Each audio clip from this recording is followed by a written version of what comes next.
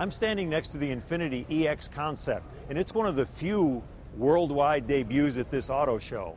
This is going to be a brand new vehicle in the Infiniti lineup, and what it is it's a smaller SUV than the current FX that they have.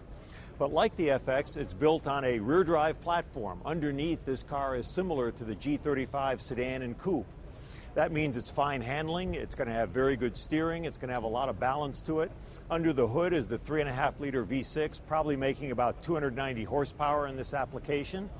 And it's not a gigantic machine. It's intended to be a smaller, sportier crossover SUV, and in fact it has a lot of wagon touches to it. It's not sky high, it's something I can actually see over, and it doesn't appeal to the guy who's going to be trekking through the mud. It's going to appeal to someone who wants an elegant machine that's got a good rear seat, some packaging efficiency, and still has great driving performance.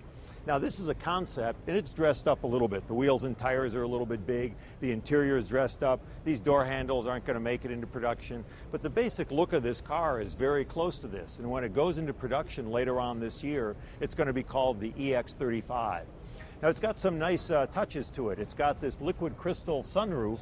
And what this is a sunroof that can be electronically controlled, so it's either more or less transparent or opaque.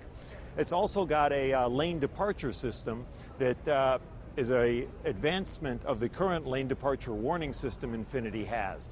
That system actually looks at the lines in between lanes and senses when you're about to leave your lane.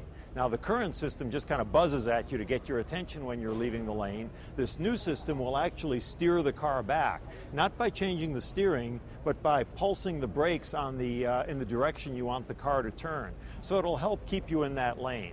We'll have to see about how that feature works. We tend to like driving our cars ourselves, but there's a tendency to get more of these automated driving features in there, and we don't mind them as long as you can turn them off if you're a car and driver type of person. Now, I think this thing looks spectacular. It's exactly the type of machine we'd drive. We'd much rather get into one of these than a big hulking SUV, and we look forward to driving it when it goes on sale later on this year.